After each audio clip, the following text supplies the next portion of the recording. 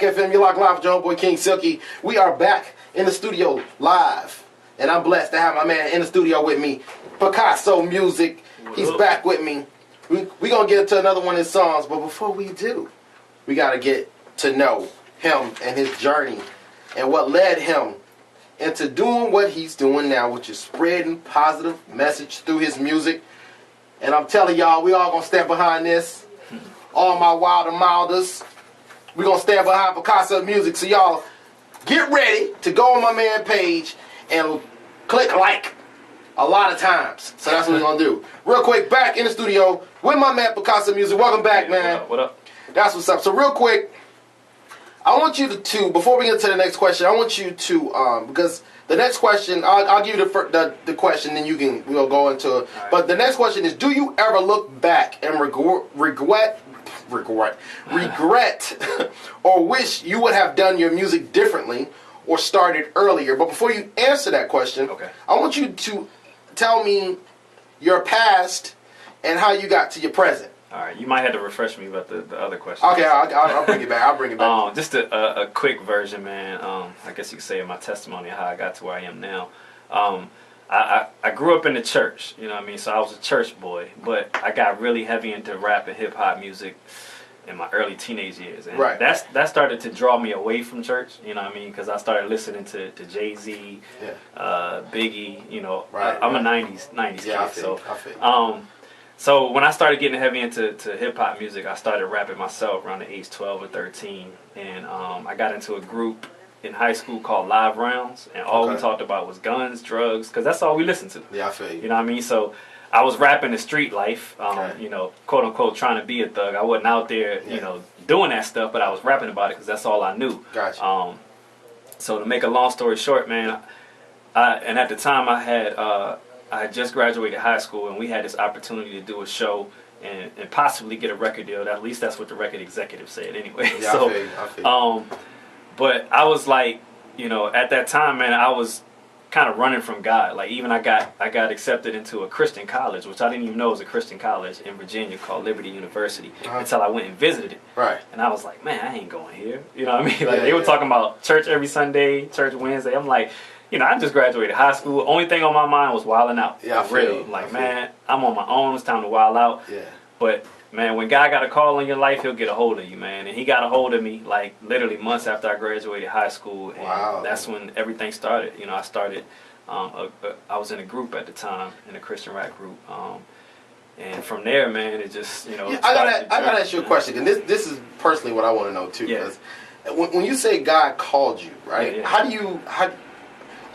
people think it like it's some light or you fade off. And, I already know where you're going with this. You know what I mean? Like how do you know that like you're being called in a different direction? And then how did you go about listening to it? Because I think some people want to do right, want to live right, but it's a lot of obstacles that prevent them from doing that. So well, I'll answer that two ways. It's funny you say that because my parents at the time, they one of the things they said, you know, they weren't really feeling me, you know, going to the club, doing the show. Right.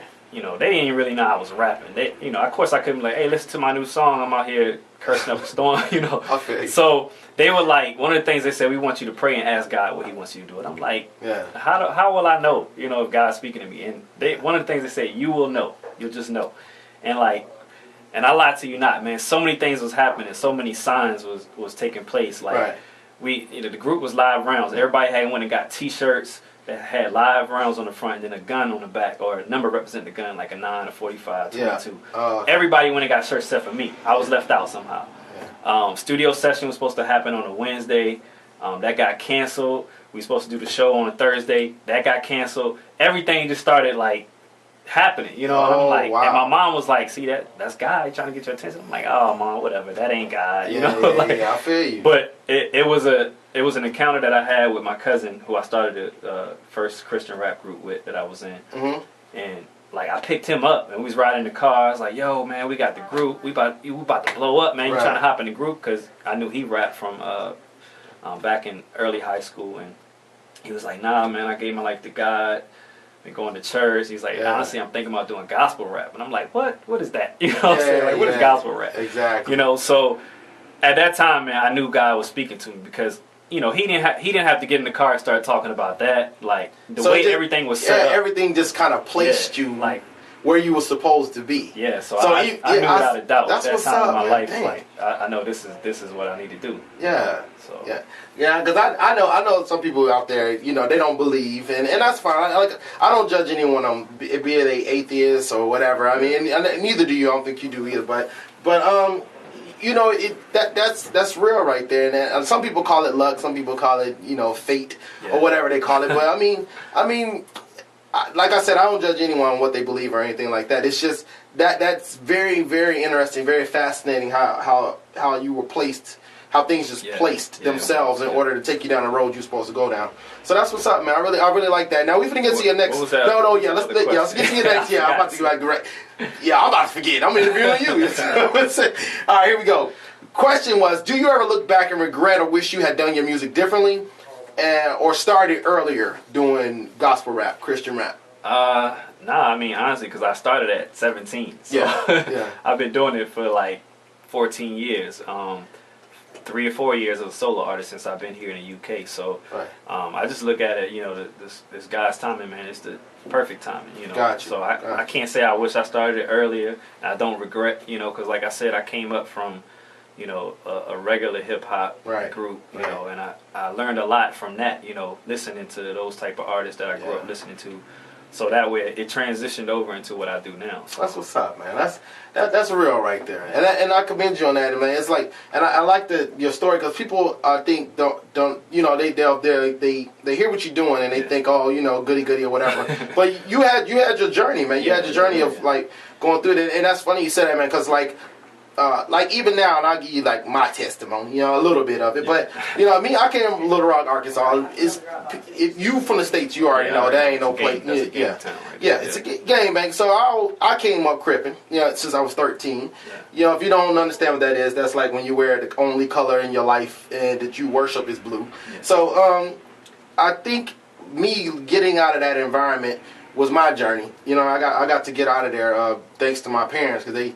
You know what I'm saying? I had some run-ins with the law. You know what I mean? Your homeboy was getting locked up on a regular basis. But all misdemeanors. I ain't got no felonies. Right. You know, I got to let that be known. So I got all misdemeanors. You know what I mean? So I was in the county. I didn't get to go state or federal. Thank God. But, yeah. So, yeah, I'm up out of that environment now. But, you know, you still, I think I have lapse. You do have a lapse where you know what they say, you can take you out of the hood, but you can't take the hood out the person. Yeah, I've had my struggles with that. But that's what's up, man. And I really appreciate you coming and basically sharing that with me, because people don't understand, you know, you didn't always start out just doing gospel.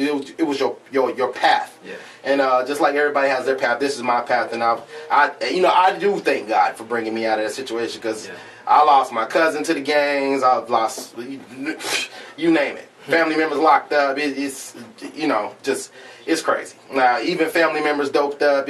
So trust and believe, man. I really commend where you are right now. But we're gonna get into this next song, because it's fire, and it's called "We Rockin'." It's by Rick Flo, R. Swift, and I want you to tell us real quick before we get into this song what it's about and just the message behind it.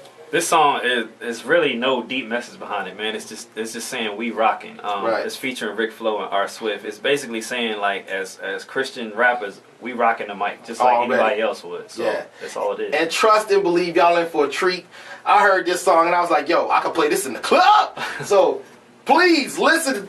Turn your speakers up right now. Turn your radios up. Turn your whatever you listen to. Turn it up. Your iPhones, your iPads, your whatever you listen to. Turn it up. This song is hot. We about to get into it right now. It's called "We Rockin" by Picasso. His homeboys Rick Flo, R. Swift. Y'all listening live on Wild on My Wednesday with your homeboy King Silky, and I'm blessed in the castle with my homeboy Picassomusik. Let's go.